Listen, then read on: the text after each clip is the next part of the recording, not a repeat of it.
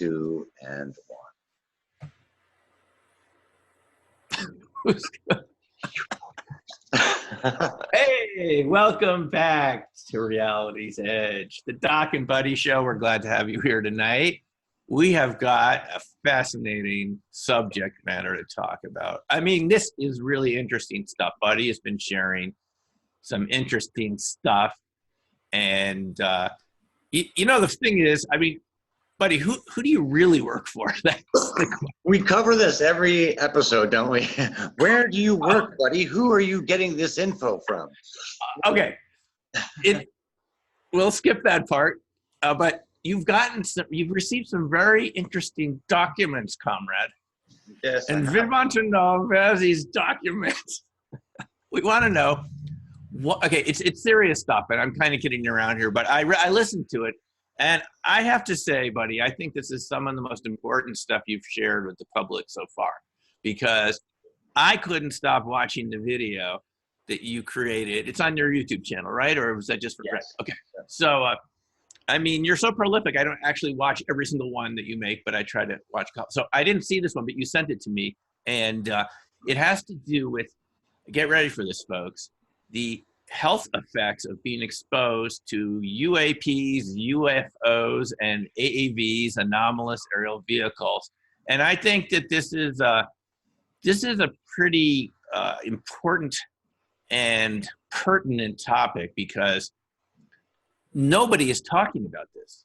And you know, folks, if you've seen my channel, I had Gary on, the former missile security guard, and everything that he experienced, Buddy described in the video. Health effects, being burnt, sunburnt-like effects. But Buddy, what are we dealing with here? What's going on? This is some really amazing stuff. And when you talk about nuts and bolts, when you talk about hard evidence for the skeptical people out there, this is about as compelling of evidence as you can get. You can look this information up. It's completely available out there if you just do a Google search. This isn't any secret documents required here. This is stuff that's in the public domain. And essentially what has been happening is several different scientists for years now, many years now, have been studying the effects of being close to one of these AAVs. And they have found some consistent, reoccurring effects. And they are consistent with pulsed, ionizing and non-ionizing microwave radiation and a combination of gamma rays. And they've come to these conclusions through a bunch of different facts and information. And if you don't mind for a second, I'd like to share screen with you and show you some graphics and some specifics. Okay, share screen. Oh, beautiful, here we go. Here's a picture that was leaked, and this is from one of the doctors who's been working on this for quite a while. And this is a picture of a brain. And as you can read, patient number 1 following near field exposure to unidentified aerial craft at 500 meters. Now, 500 meters is not super close. That's pretty far away, actually. I mean, it's close compared to orbital level, but at 500 meters, the patient died 2 weeks later. And the patient got these, what's being called UBOs, unexplained bright objects in the brain.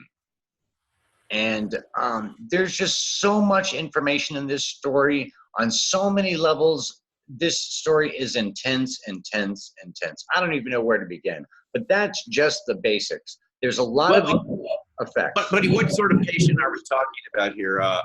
Is this a case that is publicly known about? Do we know about this? Is not a publicly known case. This is one of the cases from one of the doctors who's researching for To the Stars. And they have a group of people that they're calling the experiencer group. There's an experiencer study. And there's a bunch of different people involved in that study. And there's also several doctors that when an incident like this happens, the military refers them to these specific doctors. Got it.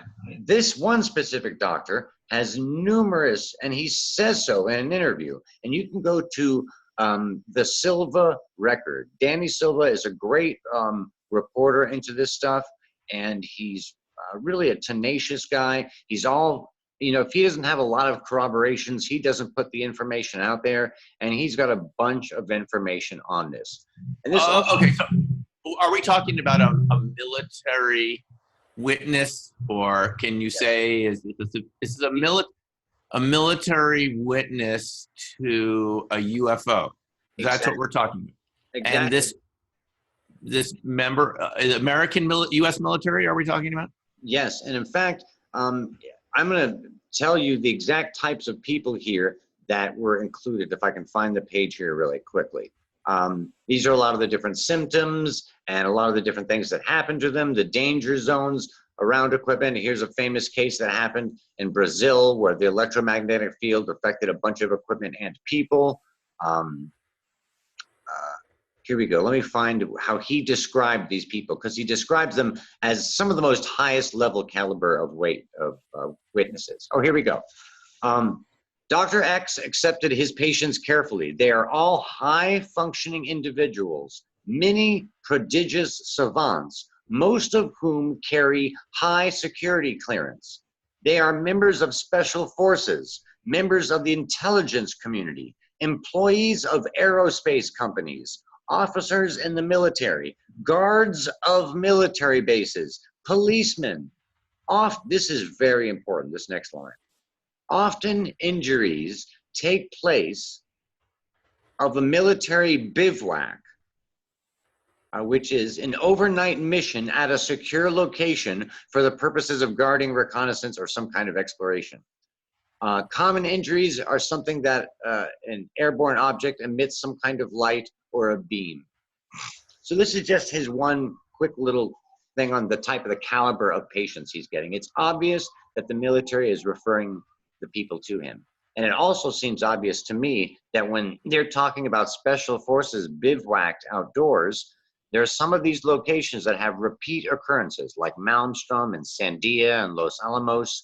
And I bet that they have stationed special forces guards specifically with the intent of recording information about these craft, and that they are getting essentially zapped or too close to the phenomena. Now, this document you're showing us, buddy, what kind of document is this? This actually is pulled from an interview with this guy, and it's pulled from Danny Silva's, the Silva record online. So all this stuff is available there. Not everything in this document. It's not leaked. It's someone else got it this time, not you. It's not leaked just to you this time. It's leaked. Correct. This is in the public domain. But there's also other doctors who've been doing this research. This Dr. Charles Niemczau had been doing research from 1979 to 2005 on all the physical effects of this phenomena. You can go to the website above Top Secret also, and it has a bunch of this information in there. It talks about the types of cancers, the types of burns, the skin lesions, the internal injuries. And this even gets into this has so many tentacles, this whole story. I mean, I don't even know where to begin. One of the tentacles goes this direction, and it goes to the direction of the fact that every event that you have in your life, apparently, according to Gary Nolan, who is the brilliant biologist and DNA guy who was part of the To the Stars study with these experiencers. And he says that every major event in your life leaves information in your DNA. And an encounter with these craft leaves information in your DNA. And this stuff is just so intense on so many levels. I don't even know where to begin, Doc. Well, here's the thing. I mean, I have never really heard much about this before. Now, Hal Puthoff did give us this lecture at SSE Irva last June, right? Mm-hmm. And he talked about blue shift. I made a video about it. Mm-hmm. Shift into the ultraviolet spectrum, space-time metric engineering, that these craft are not operating in the same space-time the same space-time metric that we're operating in. It's a different frame of reference where the speed of light for them, well, for us, they would be faster, slightly faster speed of light relative to us because of this terahertz radiation that's going into the bi-layered metals. And he said this is why some people get burned. And he mentioned Colores Island in Brazil. Yep, that's a very famous case. A lot of people got injured, and they got injured also too by beams. I know. I think what's really fascinating here too is a very scary sentence he says. Yes. 25% of my patients die within 5 to 7 years of his diagnosis. Wow. These are the ones that are really close to the field, who get sunburns and who get these lesions in the brain. And these lesions in the brain are fascinating. For a neurologist to call these lesions unexplained, bright objects is very unusual, because you would think neurologists would know the difference between scar tissue and cancers and things like that, but they're not calling them that. They're calling them something else. Well, why does it say in the paragraph above that this is some form of black ops technology? There is a theory, and there's a lot of information to back this up. You can read Dr. Jacques Vallée's diary, and he kept an amazing diary, and he just released a new book recently. And at several places, they talk about these microwave weapons, pulsed microwave weapons that are being studied by France and the United States and Russia and China. And this was 30 years ago. And they were seeing that the results of the damage of some of these high, frequency waves caused very similar injuries. And in fact, when you think about the Cuban embassy recently and the China embassy stuff with employees getting zapped by these microwaves, it brings up tons of really fascinating information. How dangerous microwaves are. I mean, so here is the statistician if he wants to know, senior buddy. I mean, what percent of UFO, UAP sightings would result in this negative health effect? Because, I mean, it takes our kind of discussion of this subject in a whole different direction, which dramatically it can. It's important, but I mean, what percent of encounters of people with what we call to be UFOs have healing effects, and what percent lead to these I would guess we could all agree are negative. Because I have heard presentations by researchers where they listed 100 healings where people felt better after their encounter. And my only guess of what's going on here is we're dealing with different origins of these UFOs. We call them UFOs, but that's like calling all the animals in the zoo, non-pink, non-elephant. I mean, it doesn't tell you what they are. What if it's different creatures or different civilizations? What if they are being reflective of the people they're surrounding? These cases seem to be the closest contact, these ones specifically, seem to be a lot of military and militarized victims. I'm not seeing as much, even, Burroughs from Rendlesham, his health records were held as classified by the government. They classified his health records. He couldn't get them. Until the citizen hearing, and then Merrill Cook and others put pressure on the VA. And now we're told the records were released, and he's getting health care again, the way he should have from the VA. So, I mean, this is a pretty serious situation, because you're suggesting here that the government really, even if they don't know where these UFOs are from, I mean, we don't know what they don't know. It's kind of complex. But you're saying we do know about the health effects, that it's being documented, and that they're deliberately withholding the health records of military personnel like John Burroughs who've encountered these, because they don't want I'm imagining they don't want the public talking about this. Is that right? I think they don't want the public, I think it's even more insidious than that. I think they don't want the public to have a glimpse as to the operating systems of the field propulsion unit on these craft. Because letting people know that people are injured leads to a bunch of questions that lead back to the propulsion unit and could give people insights into it. If people are getting exposed to certain types of rays, that gives you an insight into the mechanics of the propulsion unit, or Yeah. at least some of the technology, even if it's not propulsion, if it's camouflage or power. So one of the things they noticed was there's two forms of radiation happening simultaneously, ionizing and non-ionizing. There's microwave energy and gamma rays. So that's facts. That's nuts and bolts that a foreign intelligence agency could say, how do we engineer a, blah, blah, blah, blah, blah. I guess that's the excuse. That's the I mean, this is then it's even more serious. So people are dying because of this, and the information's being withheld because it has really significant military implications. What if someone is injured by these craft, and if they get iodine, that could prevent them from absorbing more of the radiation, but they're not getting that information because the government's keeping it secret. It's like a snake bite. You have to be treated very quickly, or a stroke. You have to be treated very quickly with this medicine. But if you don't even know that the medicine could, there's a lot of ethical issues here that seem really. Did you, buddy, did you read that newer book by Terry Lovelace called Incident at Devil's Den? No, I haven't. I haven't even heard He was of it. on the Coast to Coast show with George Norrie. It's a great book, by the way. I just read it last October. And I just saw it on Amazon. I've had some contact with Terry recently. He now has his own radio show, and I'll be a guest on his show on December 18th. Oh, cool. Very cool. But the reason I'm bringing it up is when he and his other Air Force buddy, they went camping in this state park in Arkansas.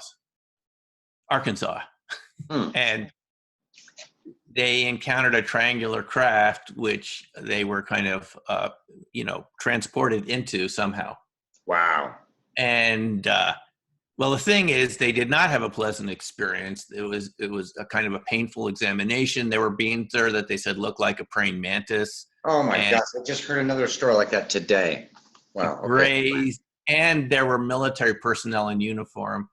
And a lot of other people on board that they said, Terry said, looked absolutely terrified.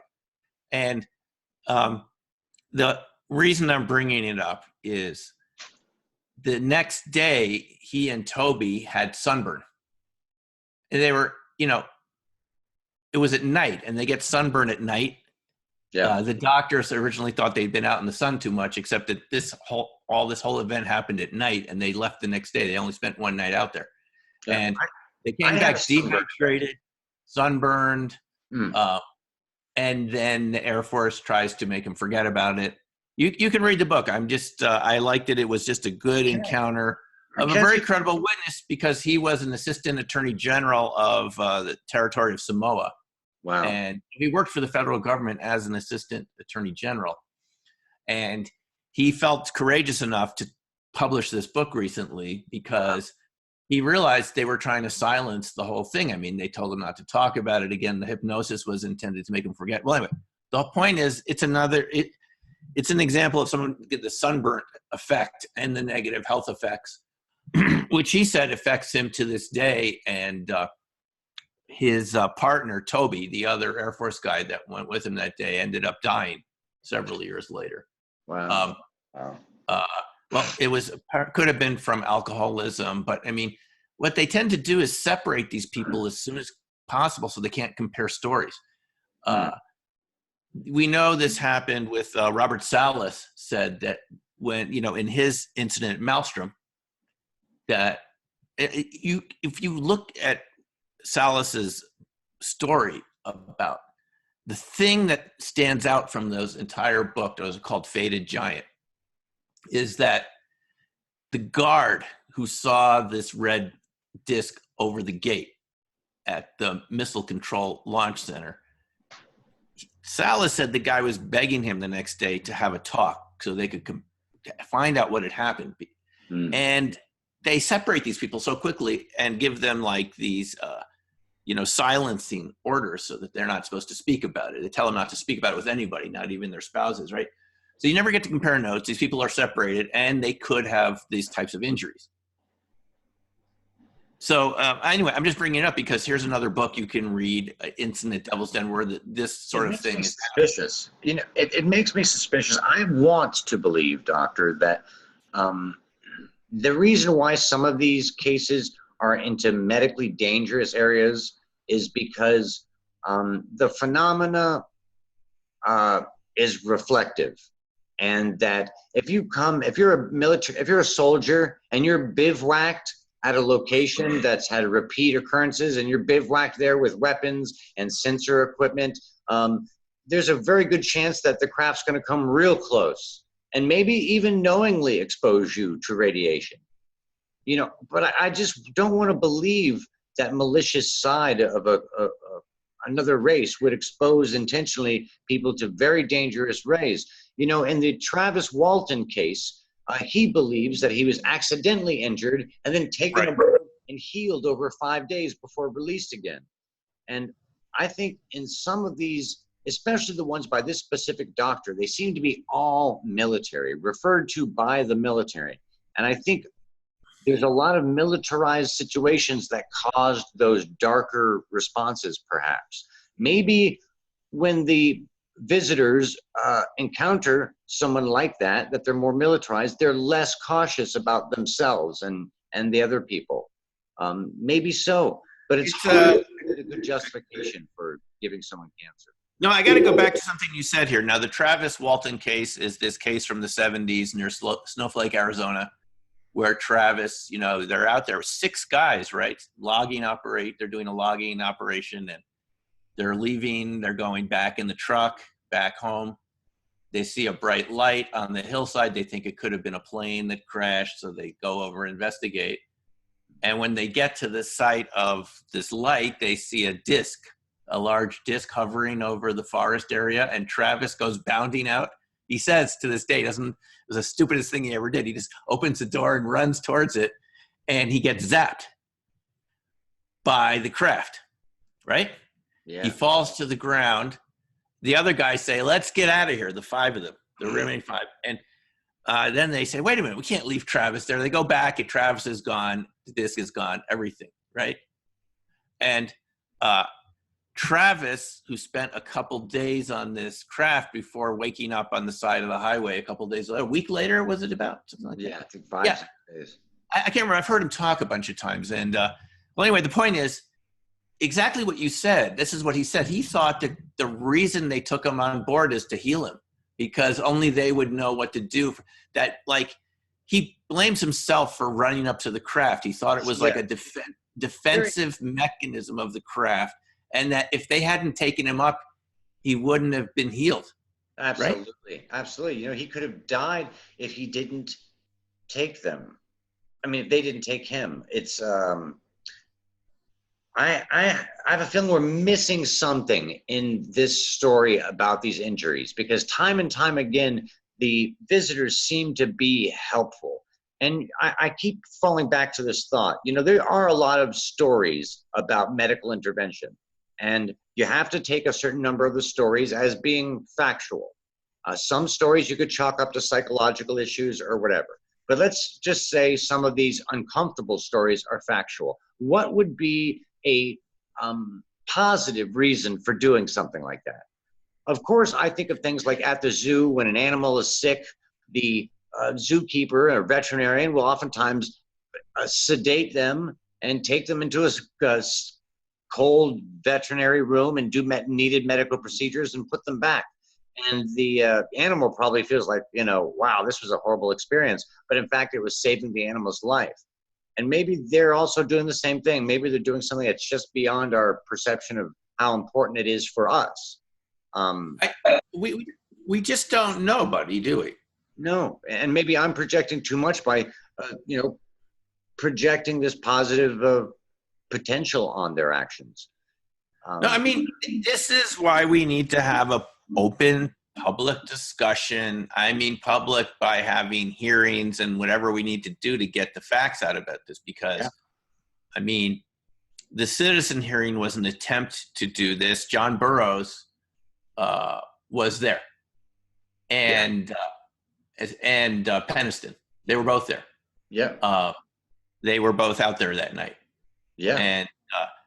And they were talking at the time of how they couldn't get their records and so forth. And the citizen hearing did help Burroughs get the records declassified. But, you know, this whole thing doesn't make any sense, because at one point the government says there's no military significance to this. That's why we stopped studying it. And yet the records are classified. I mean, you can't have it both ways. If nothing happened, there's nothing to classify. And the fact that they declassified them, I believe I mean, if I'm remembering, it was Codine. What was it? The Project Condyne in the UK? Yep. That's it. Yep. They mentioned Rendlesham Forest and these terahertz types of radiation in this declassified MOD document, which Nick Pope and others have talked about, right? Yeah. And so if nothing of military significance happened there, why is this classified MOD report making reference to Rendlesham Forest and the weird types of electromagnetic energy, which can, the Project Condyne is kind of bizarre, because they're concluding in there, if you've ever read through it, that UFOs are actually a type of ball lightning that people are misidentifying as a structured object. And if they're 3 ball lightnings in the sky, it looks like a triangle. And this is what people are seeing is natural ball lightning. Sure. And this is what, read the freaking, it says ball lightning. So then, and some of this ball lightning has weird electromagnetic effects, and they don't mention Burroughs by name, I believe, in kind of, they just mention personnel on the ground, U.S. personnel injured during this encounter. So one, they're admitting it really happened. It wasn't just rabbits running around creating little rabbit holes, whatever else, and meteors and the lighthouse, and whatever. And then they're saying, and it really has medical effects, but it's ball lightning. You can't have it both ways. And you know what? We're past the stage of the games anymore. There's so much evidence now. We've got these brain scans. We've got radar. We've got the infrared cameras. We need to be moving on to the next questions. You know, but most of society isn't with us, Doc. You know, most of society has not even seen all of this evidence. And this type of evidence, and this episode that we're doing today, this evidence is really, really intense. And this is about health risks, major health risks. There's a bunch of health risks. I'm going to scroll up here, and you'll see so many health risks obviously associated with electromagnetic radiations. And I think this is a important subject, not just for AAVs, but also our general life. You know, 5G is coming out, and we use electronic equipment around us all the time, and it affects, and as it says right down here in this one paragraph, something medical technology had not previously been able to pinpoint. So-called experiencers of anomalous phenomena often show certain biomarkers and DNA changes. So it's not just, you know, the CAT scans and the anomalies in the brain. It's not just the cardiological problems that like Burroughs had, but there's also DNA changes and other biomarkers. He had injury to his eyes too.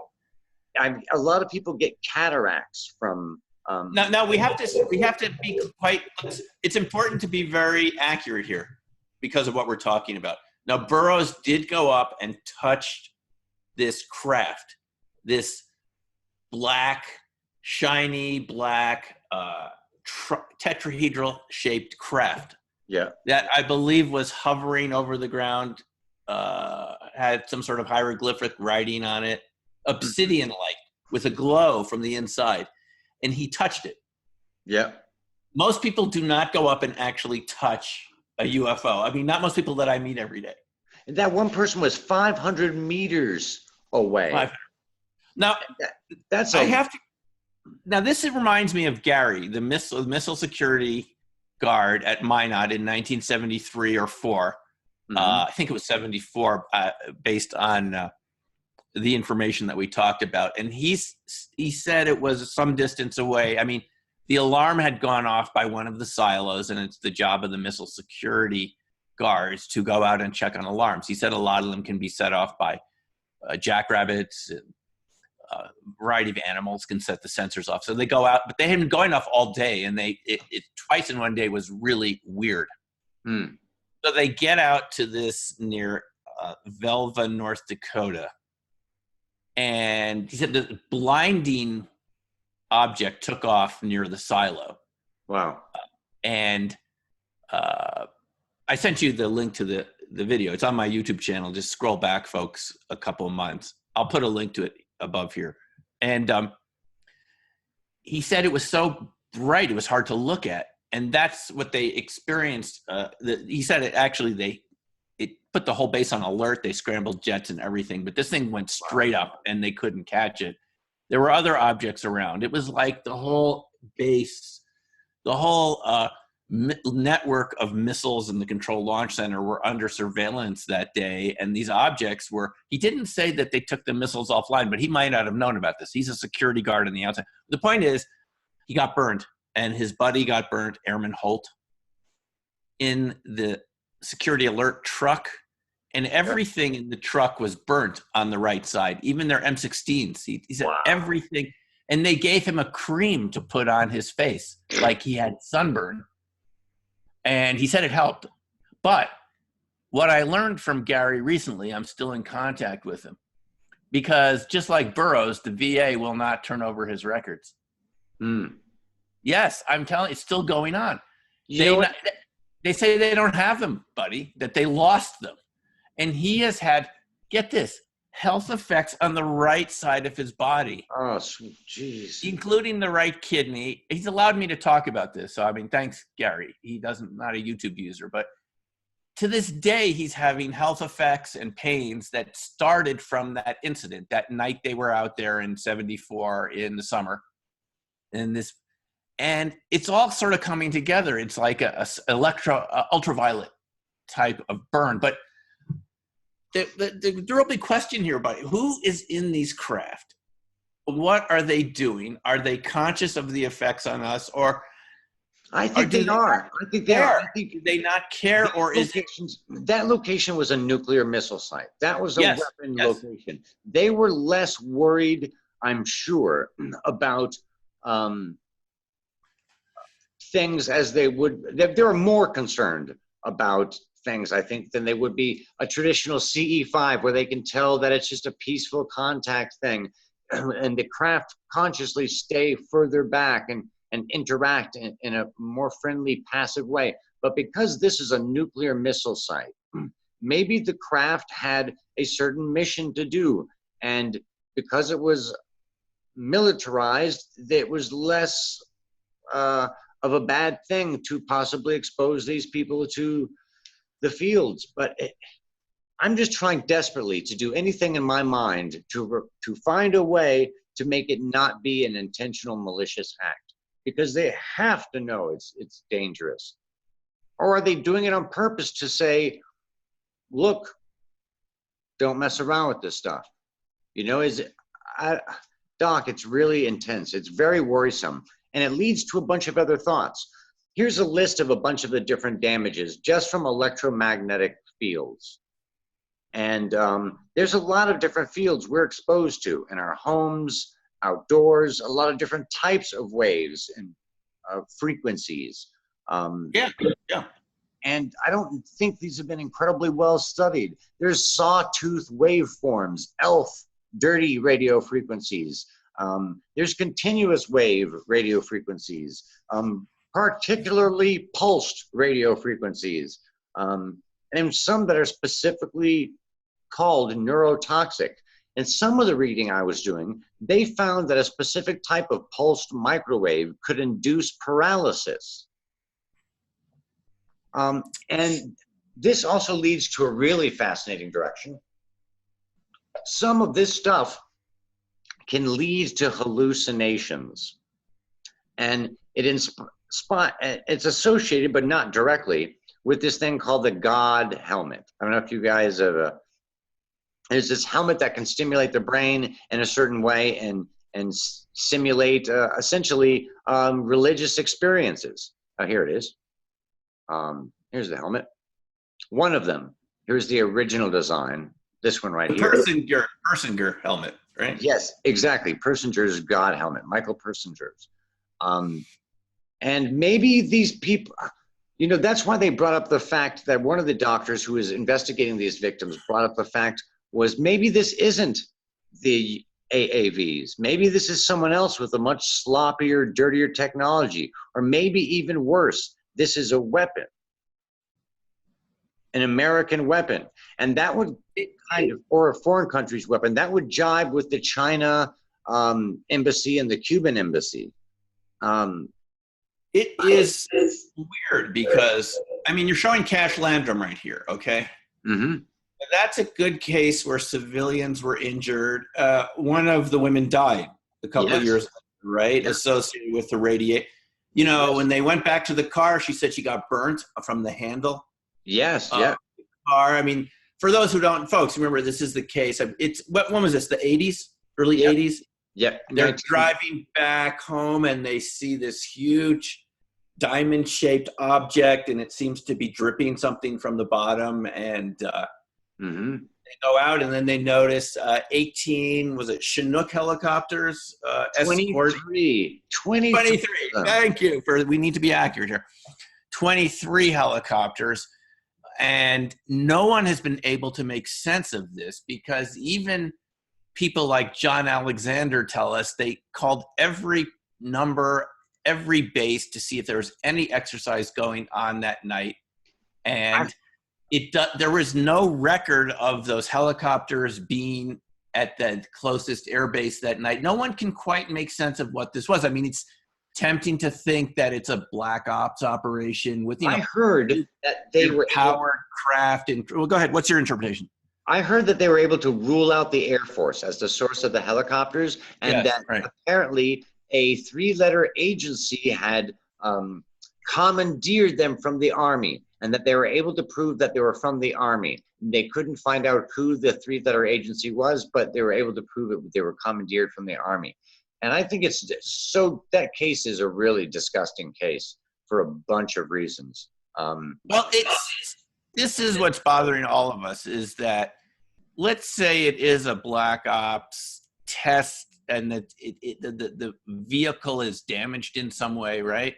Mm-hmm. So I don't know why do you need 23 helicopters to escort Well, the craft is so big, you need multiple helicopters to carry it, but also you need a very large security team to close off the area, to deal with witnesses. In case it comes down to the ground or something. Yeah, you probably need at least 1 helicopter or 2 helicopters filled with administrators. You need at least 3, maybe 4 helicopters filled with specialists. You need administrators. Yes. You need engineers and mechanics. Pencil pushers. Yes. You need the people who know how to fix the damn craft. Were they exposed to the radiation, the people in the helicopters? I don't think they were as much as, because remember there was a blast of radiation shooting down to the ground. Yeah. They cleaned their asphalt and they cut back a bunch of the trees, got rid of them within like 2 days. This, effect of cleaning up the mistake after Cash Landrum, that's indicative of a guilty conscience if I've ever heard of one. But I just found a little quick note here to go backwards on something. This is from Jacques Vallée's diary, and it was talking about Jacques Vallée meeting with these other doctors. And one of the doctors he was speaking to was talking about they were working on how to paralyze muscles using electromagnetism, and the military wanted to use this idea, and that they were using microwaves, and the French military was using microwaves. And I mean, wow, this stuff is really disturbing.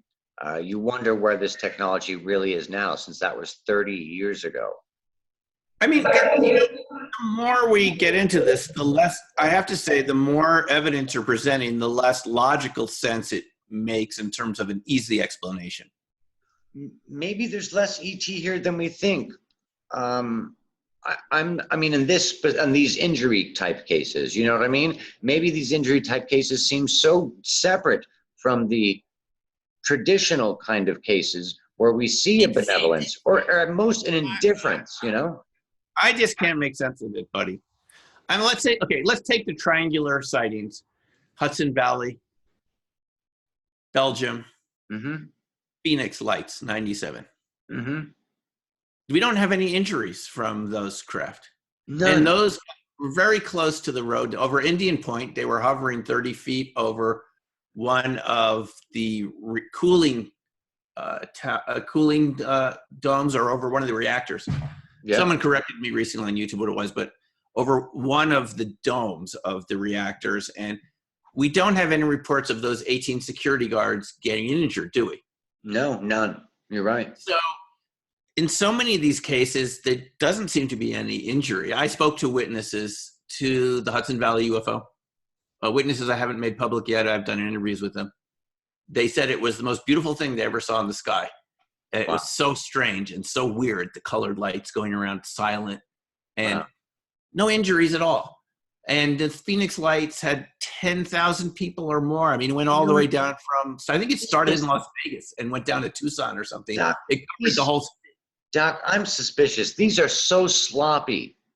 You know, an advanced civilization is more efficient. They're going to be wasting less. They're not going to be emitting as much garbage. They're not going to be emitting as much radiation. That's and what I would sound. think. And What all I these would things, think. maybe this is more indicative of a anti-gravity program created by humans, and these are the soldiers who are protecting these programs. Yeah.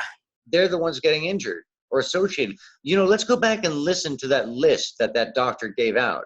It's a very interesting list of the type of people he mentioned. Well, before we do that, I just think people, who's ever watching this, you know, you're watching this later, put your comments below what you think is going on, because I would like to see it. Because honestly, I'm really confused by a lot of this. I know this seems to be real evidence, and I'm trying to put it all together, buddy. And it's not like not computing. Do you know what I'm saying? Because we're talking about advanced civilizations. Why would they have anything that was injurious? What would be the point of that? Wouldn't that violate the Prime Directive? It would in a lot of ways. You know, what's the woman's name? Annie Jacobson, who did this great book, the Phenomenon book. A lot of this stuff is actually in there. You can get some of the information in there too. Maybe, Doc, we're, you know, I know that I know so little, and the more I live, the more I realize how much I don't know, how stupid I really am. But it seems to me that these are two different things. You know, these cases of these craft that are injuring people and leaving a lot of radiation around, maybe they're just like Cash Landrum. They're human fuck-ups. They're shitty designs. I honestly, buddy, the voice of Dr. Stephen Greer is coming back to me right now. I feel like he's in the room. Well, I spoke to him the other day. You know what he would say? That these are all reverse engineered. Yeah. I don't know if he's correct, but if he were here on the conversation, he'd be saying, these, I can guarantee you folks, this is what he would say, because I've heard him talk so many times.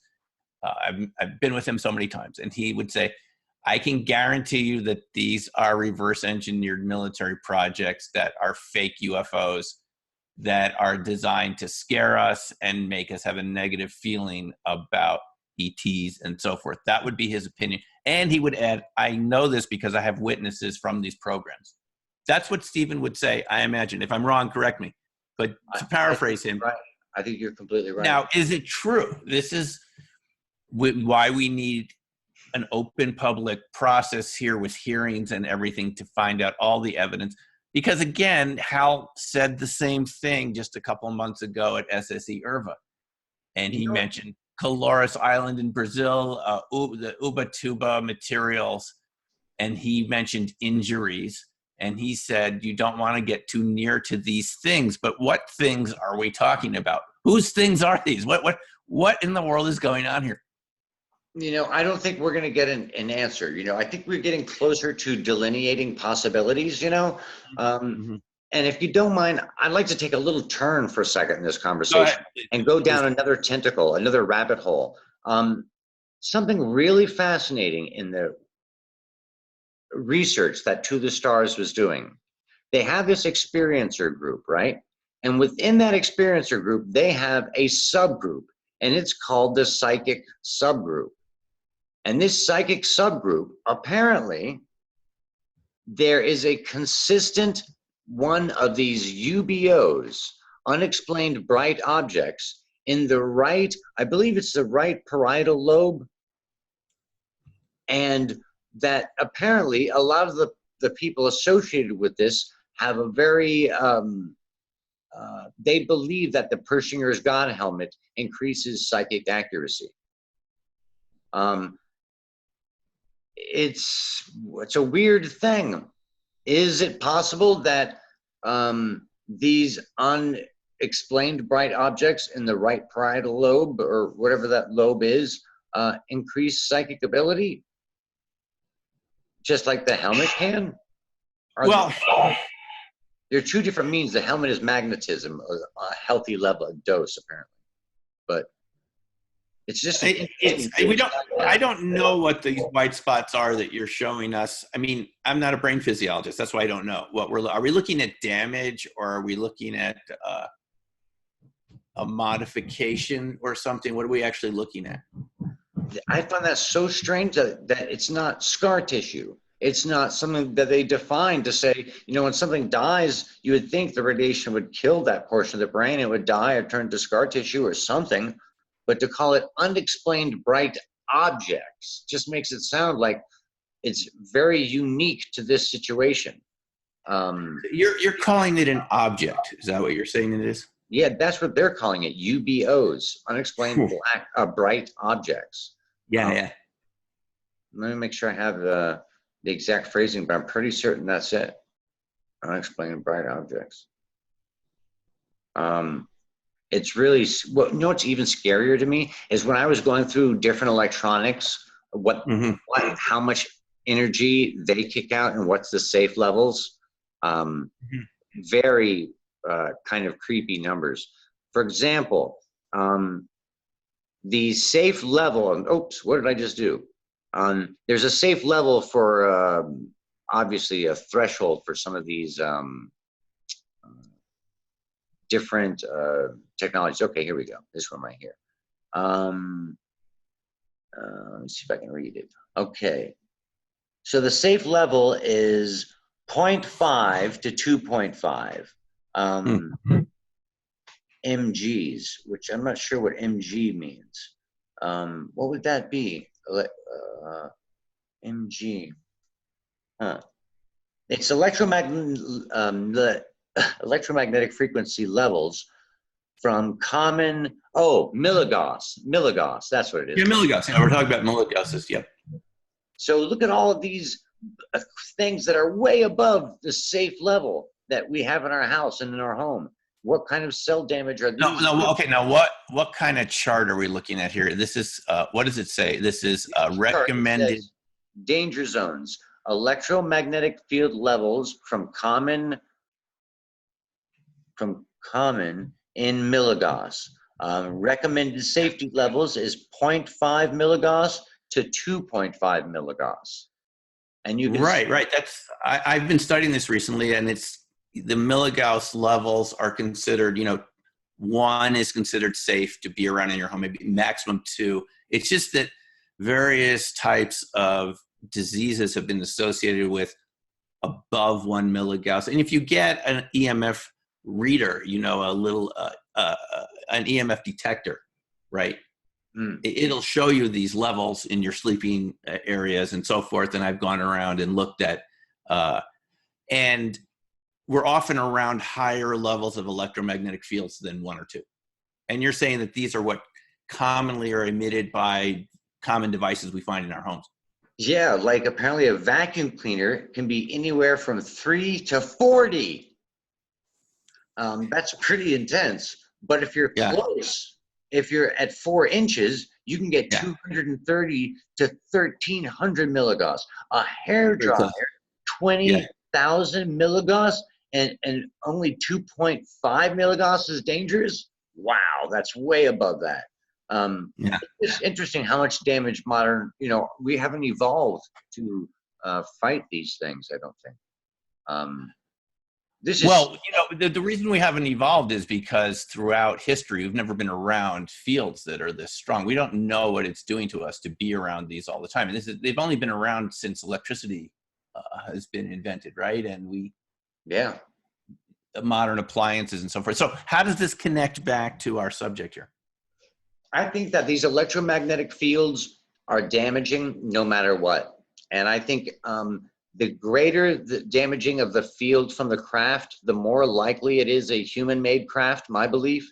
The more efficient and clean the craft is, the more likely it is truly from another advanced civilization. And that regardless, as a society, we should be much more careful about how dirty we allow. There's all sorts of pollution. It's not just the things we see. There's lots of pollutions that we should care about.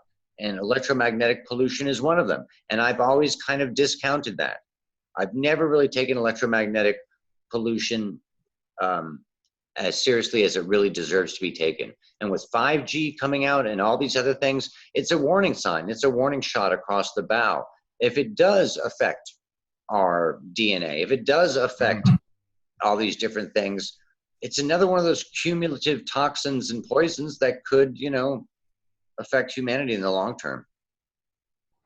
We don't need to wait for 5G to come out to take precautions, because I saw this video from a cell phone, health effects expert just a couple of weeks ago, and she thought initially that there would be, that there wasn't any danger to cell phones. But looking at the evidence, they're very dangerous if they're right next to your skin, because the FCC only measures heating effects of cell phones and things like that. If they're looking at damages, they're just looking at the heat that it generates. Yeah, just that they don't look at the electromagnetic effects on cells and frequencies. They're not looking at any of that. All they've studied is a cell phone is a microwave generating device, right? It's the same microwaves as you find in your microwave oven. Wow. It's a very low power, but when it's right next to your skin, it's creating effects through your skin on the tissue beneath. And they found a lot of cases of cancer of people who've had this. When you have it next to your skin, it needs to be in aircraft mode if you have it in your pocket. They found reductions in sperm count in men and who carry it in their front pockets, and women who carry cell phones in their bras. And apparently women carry their cell phones sometimes. They have found little tumors exactly where the cell phone antenna is. For people that have done this we're talking not for a couple days or a couple weeks, we're talking for months and years. Yeah. So we're already, this is the interesting thing, buddy. Even leaving UFOs aside, we haven't even been completely informed about that negative health effects of cell phones. Yes. And the effects of Wi-Fi on children. I mean, we're talking about having these devices really close to your body, not just to your brain, right next to your brain. Exactly. Yeah. I mean, there might be negative health effects just being around it, but we do know the evidence shows that if it's right next to your skin. So how many of us carry our cell phones in a pocket, a coat pocket, something, and it's on? I don't anymore. I don't do that anymore. I've got a question for you, Doc, and I don't know the answer to it. When people use headphones for a lot of that reason, they say because they don't want the phone next to their ear. Right. Does using a headphone make a difference? Yes. This is why all of the cell phones that you buy come packaged with a headset.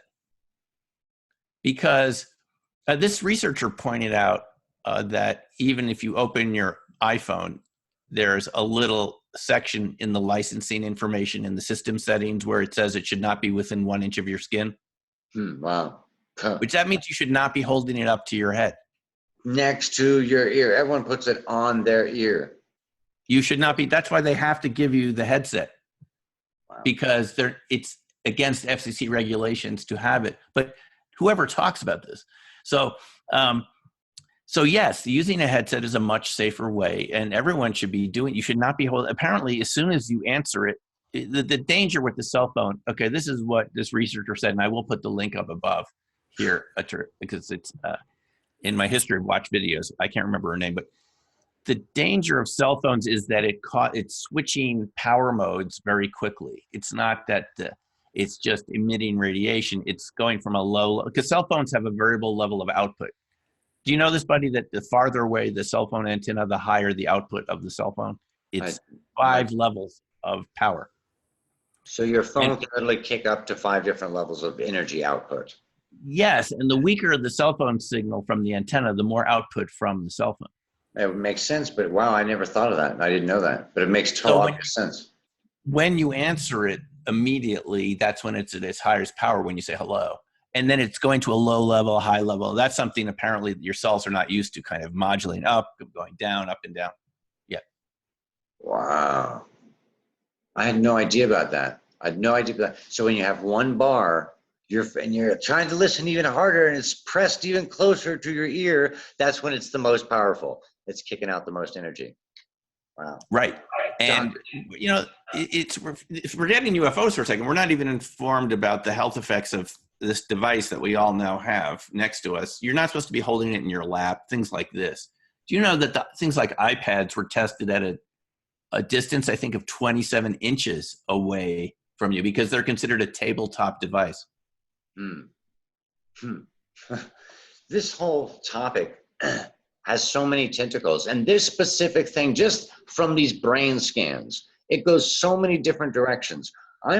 I just keep coming back to one thing, and I'm not going to get all the answers I want, but I am certain, because of the nature of all of those victims of these injuries being military, and how much he spoke clearly about them being special forces, and a lot of them having Q clearances and things like that, I'm suspicious that these people that they might be stationed at locations where they know they're going to get exposed. And if that is the case, I may be naive, but if you're going to get exposed to gamma radiation, would iodine reduce the damage? Is there anything you could do? Is there anything prophylactically you could do to help reduce this electromagnetic field damage?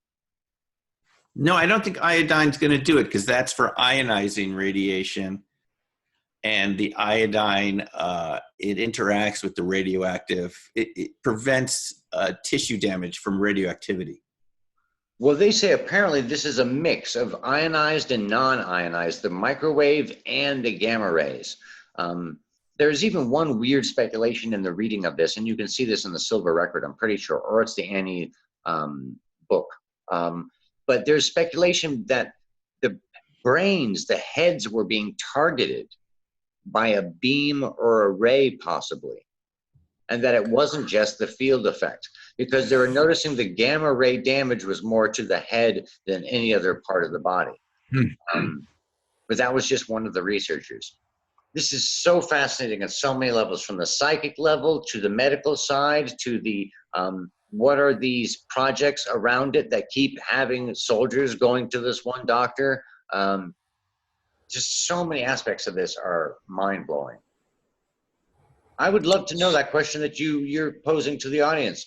Are these cases human-made craft? Yeah, I mean, we're told that there are these reproduction vehicles, I think as Greer calls them, alien reproduction vehicles. And, you know, folks like Bob Lazar and others have said they've seen things like this, these alien reproduction vehicles. Yeah. And this topic is so convoluted and so complex. It's very difficult to sort out what is the original phenomena and what is the reproduction side. And then my gut wants to say that these dangerous effects are coming from stuff that we don't know exactly what we're doing. So we're mimicking these vehicles without taking the proper safety precautions. I mean, what about the occupants of these vehicles? Are they being exposed to this negative effects? They're right inside the craft next to the propulsion system. They could be in the center of the toroid, in the center of the donut. and the field circling around them. They could be in the what's that plane called? The dielectric plane. Or they could be in a warp bubble, and it's the bubble affecting it. You know, if red shifting stretches space-time, then the blue shifting is a contracting of space-time. So they're contracting space-time in front of them, and the ship's falling towards that. Maybe it's the contraction of space-time around. I don't know, Doc. This is way above my pay grade, but wow, is it freaking fun and thrilling to explore the mystery. And stuff like this, the nuts and bolts stuff, is really pivotal. I think this is pivotal stuff. It is just it's just a huge topic. I mean, obviously there's a part of ourselves that wants to believe that visitors, if they came here, would not do anything that would affect our health adversely, right? Yeah.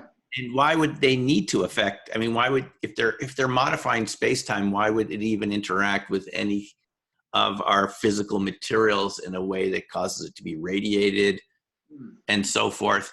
And yet maybe, I'm not saying that this is true, but I mean, maybe we're projecting onto the phenomena some fantasy of wanting it to be all benevolent and good.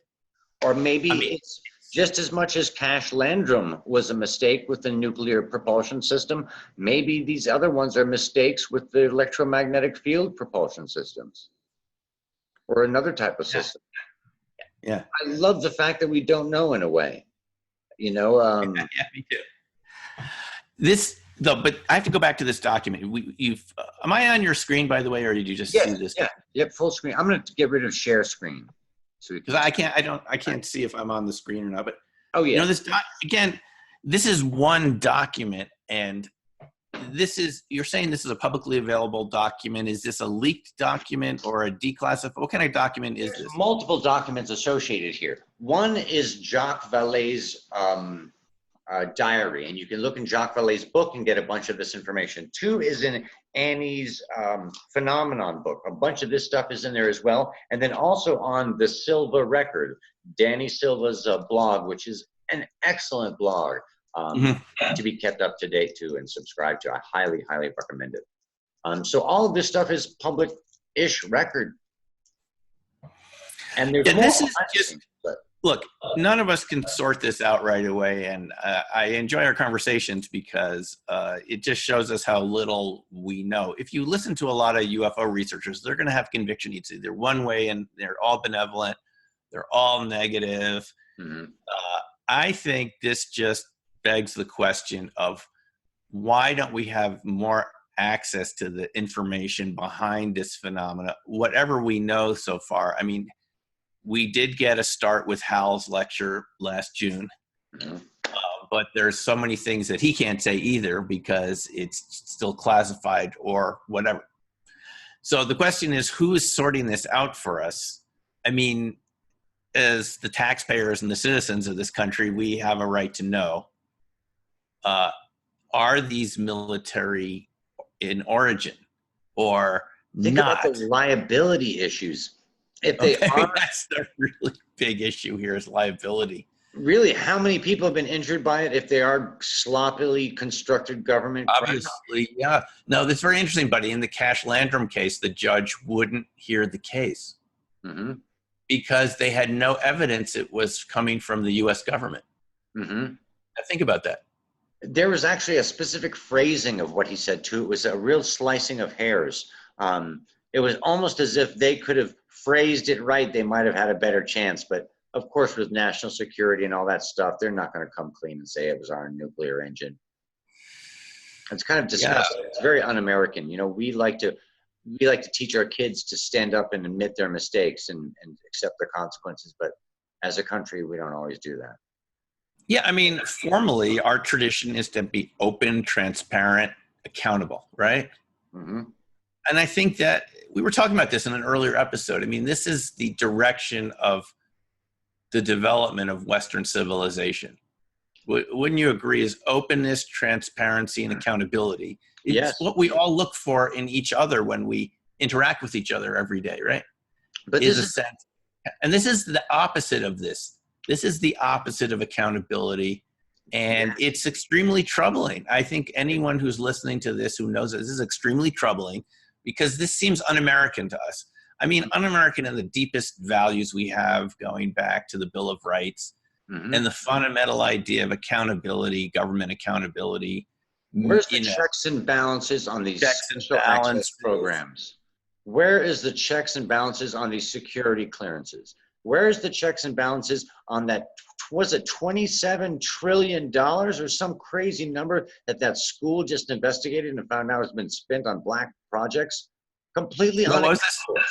I missed that one, but this university did some accounting and discovered there's some crazy multi-trillion-dollar discrepancy in the U.S. budget, and that this stuff has gone to black projects essentially, and that is completely beyond the purview of Congress. There's zero checks and balances. It really is like there is, like Richard Dolan says, a breakaway civilization within our civilization. They have their own army, they have their own military, they have their own laws, they can radiate who they want to without any liability. I'm not a conspiracy guy, but when you look at the math, trillions of dollars missing in black projects, that's pretty frightening. But then I got to come back to Grant Cameron's point. But Grant was saying in one of his videos recently, I mean, and this is a valid point, this is the other side of it, is if this secret space program, the breakaway civilization, really exists, why are people like Bob Bigelow spending billions of dollars to build conventional? I think there's different, extremes. There's not black or white. I think that there's a breakaway, quote unquote, civilization, not in terms of they've got a fleet of spaceships and all this stuff. I just think in terms of unaccountability. The military industrial complex really has this unaccountability. It's a country within a country kind of thing, not really like it's a whole other, maybe I used the wrong words there, breakaway civilization. He means it in a different way than I do. So I appreciate you clarifying that. Yeah, these are huge questions, and I'm afraid we're going to have to deal with these questions at some point. We can't run away from this anymore. I mean, we all want to kind of go back to this familiar landscape, political, social landscape that we're familiar with, even economic, but everything changes over time. The universe is changing, and we change too. And we have to find out what's going on. And I'm open to the idea that there's a breakaway civilization. I just want to see the evidence for it. This is an evidence-based show. We just don't know because there's no process. We just get this, you get leaked documents, other researchers get leaked documents, and we simply don't know. There's not enough of an objective process to look at all the data and come to some sense of it. And when they have done it, like the Condon report, it's been something that was biased from the beginning, where the researchers even admitted, they said, we already came to a conclusion from the beginning.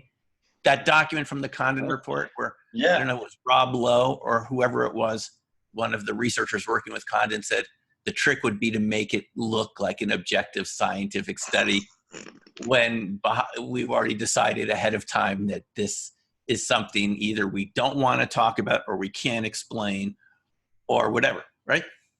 I think any truly objective, rational person should look at this subject and say, this is one of the most important subjects of our generation, and we're not treating it that way. I think in a lot of ways, I think you've brought up this point many times, Doctor, and it's such a wise, great point, is that the more open we are about this science and this subject, especially to the youth, the more we're going to learn more, quicker, faster, the more society is going to adjust better, all these different things. And this suppression of evidence is, you can suppress only so far, you know what I mean? And something's going to crack, whether it be a phenomena that can't be suppressed or a medical case like Burroughs that goes far enough or something. I don't know. I just feel this whole thing building so much right now. You can feel it in society. Hopefully we're going to have a really amazing 2019 and get a lot more disclosure and get closer to these. Well, to flip this whole conversation around on its head, I would argue that regardless of the situation, the most important thing, like you always remind me, buddy, is the attitude you approach it with, right? you and I have been talking about this a lot privately recently, but this is going to become an increasingly important discussion, is it reflecting back to you something about yourself? And I'm not being metaphysical here, because I'm a multi-diverse guy. I'm a guy that studies multiverses. And what if everything we're saying here is true, but they're kind of, what we're seeing are different multiverse versions of this reality? There's not just one. But that we're changing enough to see, several realities at once, and some of them seem decisively negative, a world we wouldn't want to live in, a kind of commune Nazi world where there's no accountability, no openness. It's just completely corrupted by special access programs. And there's another version of this where there is some benefit to it that we haven't figured out. To all of us watching the show, those who are watching the show, you know what I'm saying? Yeah. That it's not. What I'm suggesting is that the answer to this is not written in stone already. It's not chiseled in stone. Yeah. I'm so thankful for that. Thing you. What's that? I'm so thankful for that. That it's not chiseled in stone. There's a flexibility to it. We can participate. You and I can make a difference, Well, I believe that. That's why I think it's partly so mysterious. It's not just that there's something being hidden here. It's that we're hiding something from ourselves, and that's getting reflected on the outside of a hidden reality. But that if we look at this to find out what we can gain, we will actually see that there's something very important going on here, that it's not positive or negative. It's just some reality that we can mold it the way we want. It's clay. We could turn it into a scary monster with the clay. Yeah. Or we can turn it into something constructive and useful, right? Yeah, absolutely. It doesn't have to destroy us. It doesn't have to be fearful or horrible. Right. I was thinking the other day about that uncontacted tribe in the Indian Ocean, the Sentinelese, that attack whoever come near the island, and they've never had any contact, and they don't know modern technology and all that stuff. And they must see modern technology, and it just is, they don't understand it. They, it's, and in many ways, maybe this phenomenon is like that too. It's so many ways it's beyond our understanding. But if we relax, if we accept the fact that we don't know, if we don't project upon it, and we let the information come to us, maybe we might make a little bit more progress. Being in the moment and not projecting onto it might allow us to see the phenomena, whatever this stuff is, in its truest form. Because if we say, oh, it's this, it's that, it will become that or this to us. Oh, right. And there's folks who've argued that there are interests out there that are trying to make us reach a conclusion, like an Independence Day type conclusion, that this is something we need to defend against and protect ourselves from. Great point. And Werner von Braun was the one, apparently, right? He told... Who was it that he told? It was his assistant. Was it Carol Rosin? Yeah, Dr. Carol Rosin. Can you imagine Werner von Braun allegedly saying that after the Soviet threat was gone, it'd be replaced by like nation state threats like Iraq, and then by terrorism, ISIS. And then once we couldn't justify military expenditures on any of those threats anymore, that we would invent the ET threat. I mean, and boom, right? One thing after another. He was right. This is always at the back of my mind with this, that someone has an agenda and they're trying to scare us, but they're really kind of like the guy behind the curtain in The Wizard of Oz. And this is why I'm hesitant to draw a conclusion before we can see the evidence. I don't want to build a whole story around the Wizard of Oz if it's just a guy behind the curtain. And you know what, you and I are having a really interesting discussion earlier today about the nature of knowledge itself. Sometimes there isn't a black or a white answer. There may not be an answer to this that says, yes, there are ETs, they're from this galaxy, or that it's all in consciousness, there's no real ETs, it's all a psychokinetic thing. Maybe it can be both. Maybe it can be mutually exclusive or mutually negating. Simultaneously. I'm open to whatever the possibilities could be. And I also approach it with an optimism. And I really love approaching this topic and exploring it with you, Doc, too, because you're such a practical guy about it. You look at the science side of it, and you make me feel like each time we're kind of hacking through the rainforest, hacking through all this complicated stuff and making cool new discoveries. And I learned a lot in this conversation today. And I'm more confused than I was before the conversation now. But that's a good it's a good thing. Yes. To admit that.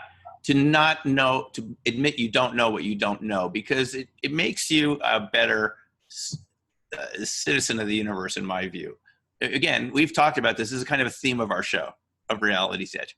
We like to be certain about things. There's a good feeling about being certain, but you can be too certain too. And it can be, speaking as someone whose father lived in Nazi Germany, I can tell you that people, when they get very certain, can make mistakes, and they can become xenophobic and blame any group for all of their problems. Not just Germany. Any society can do this. We did it to Japanese Americans right before World War II. So we can do one race to another race in our own neighborhood. You're so right. What a great point you're ending this and with. It's so easy to become xenophobic and just go get the defenseless minority groups, because it's in our genes to be afraid of people that are different from us. I imagine monkeys have the same feeling to monkeys from other parts of the forest. Mm-hmm. And I'm always on guard not to react to that xenophobic impulse. We all have it, but we can all be capable of racism. My concern is that we're projecting it onto something we don't know enough about. And I'd really not like to find out 10 years from now that we were being tricked by our own military or own black ops to be afraid of something which may be completely neutral. Right? Or it could be completely benevolent and like a zookeeper doing something wonderful for us that we need, but we just don't know what it is yet. It's so much bigger than we might be able to understand. Exactly right. Well, I love exploring this stuff with you, Doc, and I appreciate it and I enjoy it. And I'm more confused than I was. I know less than I did before the show, which is a compliment. And I did my job, Conrad Butinsky, because we have to have this discussion. We have to be open to all the possibilities and have to evaluate it against the evidence. We can't, and it takes a long time. It's a slow process, but the rewards are that you're in contact with reality, not a fantasy, you know? Great. Now I know less. But I know that I know less, and that is knowing more. So yes, absolutely. This is a great episode. Thank you so much, Doc. Okay, well, thanks, folks, for tuning in. We'll see you in the next episode of Reality's Edge, the Doc and Buddy Show. Take care for now. See you guys on the edge.